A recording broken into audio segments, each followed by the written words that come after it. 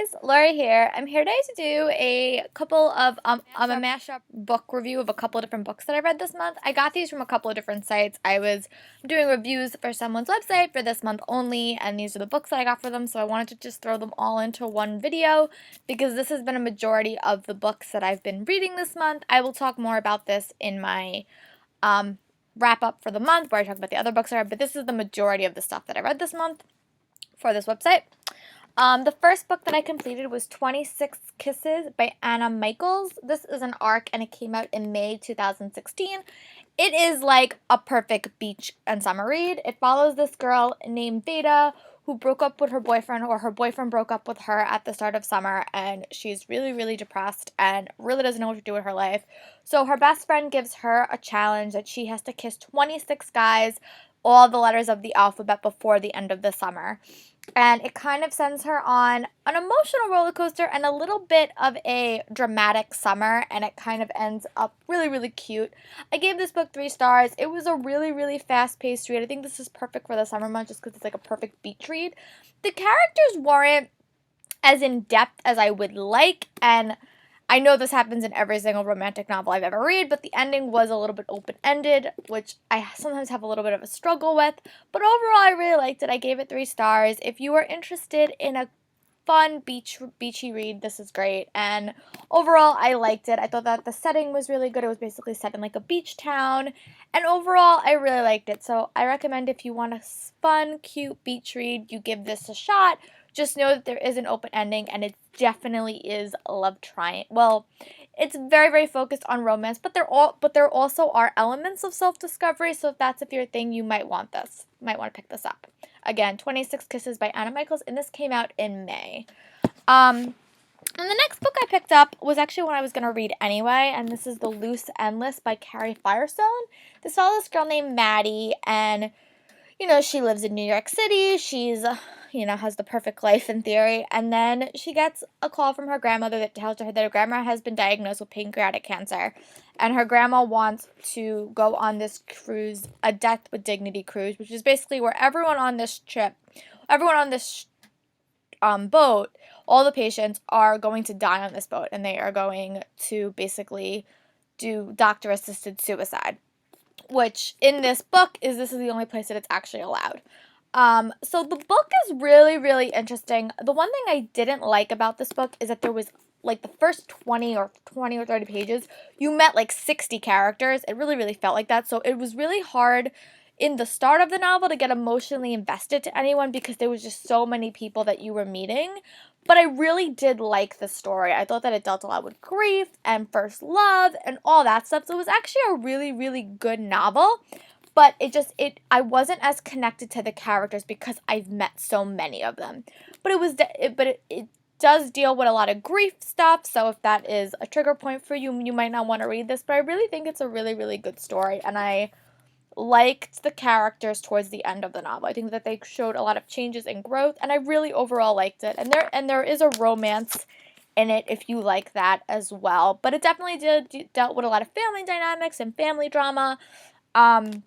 And of course, the doctor just assisted suicide. But the boat was just a really, really cool setting. So if you like cool setting books, and again, I would call it like a beachy read, but very, very, very, very grief-based as well. If you guys want more information about this, just let me know and I'll do like a more fleshed out review on any of these, but that's just my overall thoughts. I gave this 3 stars as well.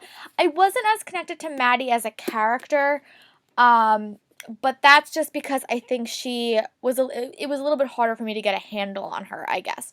But overall, I really liked it. If you're looking for kind of a more emotional, beachy read, I would recommend this novel because it does take place over the summer. There is a romance, and there is definitely a lot of sexual content in this. So if you're looking at for like kids or stuff, it is very, very sexually, there is just a lot of sexual content. That's another note about this book. But overall, I gave it 3 stars, and I was very, very glad to have read it. And also, all these books will have detailed reviews on my blog that I'm going to post after this video. And then the next book I read, I was so excited for, and it's The Great Shelby Holmes by Elizabeth Eulberg. This book came out in September 2016. I love Sherlock Holmes, and this I think was probably one of my favorite books that I read this month. One of my favorites. I gave this like 4.5 stars. I loved it. I thought it was a great story. I thought the mystery was cool. I thought the kids as Sherlock and Watson were awesome.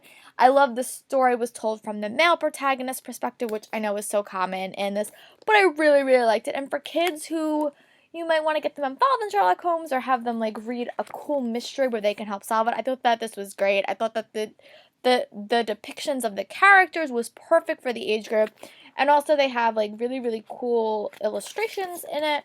So, and it's also really, really short. I really hope this becomes a series because this was like a pleasantly surprising. This is one of my favorite books that I got from the website. But overall, I really liked it. I gave it 4 stars. I love the concept. I love the mystery. I love the relationship between the characters. And yeah, I really, really liked it. And I loved, any story that has an animal as like a little pet and he becomes part of it, I really like. So I really like this. I gave this 4.5 stars, and I hope that she writes more in the series because it was actually really, really good. Keeping with my Sherlock Holmes themes, the next book that I read for the website was Lock and Key by Ridley Pearson. He also writes I don't remember the name of it, but it's he writes the books about the Disney parks.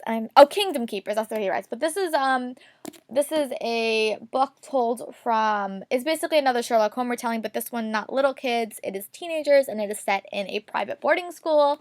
And the narrator is not Holmes or Moriarty, it is actually Moriarty's sister, Mora.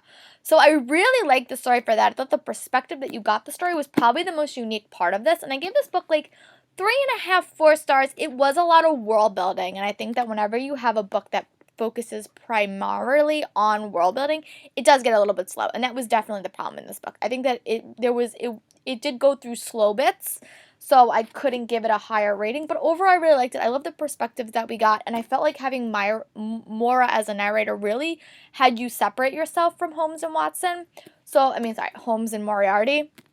So I'll be interesting to see, like, in the subsequent books, how if it's always Myra or do we get other characters' perspectives, because I really like the relationship between Myra and Holmes, and I'm curious to see do we ever get to meet Mycroft or any stuff like that, because it was definitely a setup book, and I think that this whole book, it was very, very mystery based. There was a lot of information that you didn't have. So by the end of the story, you're really, really set up to really enjoy the next book because this was basically really a foundation book. But I'm definitely excited to see what happens in the next couple of books in the series because maybe we'll explore more of the Holmes and Moriarty relationship and see what goes on there. Overall, I give it 3.5 stars. If you like Holmes and Watson and want more teenager themed and not little kids, I would check this one out. If you want a more simple, heartfelt story, I would pick this one up because they're very, very different. But this one is a little bit more dramatic and this one is just a little bit more sweet. But very, very good reads for both. The last book I've completed from this collection of books is The Revenge of the Evil Librarian by Michelle Cunson. Now, this is actually the second book in the series. So I have not read the first book, and I didn't know that until I started it.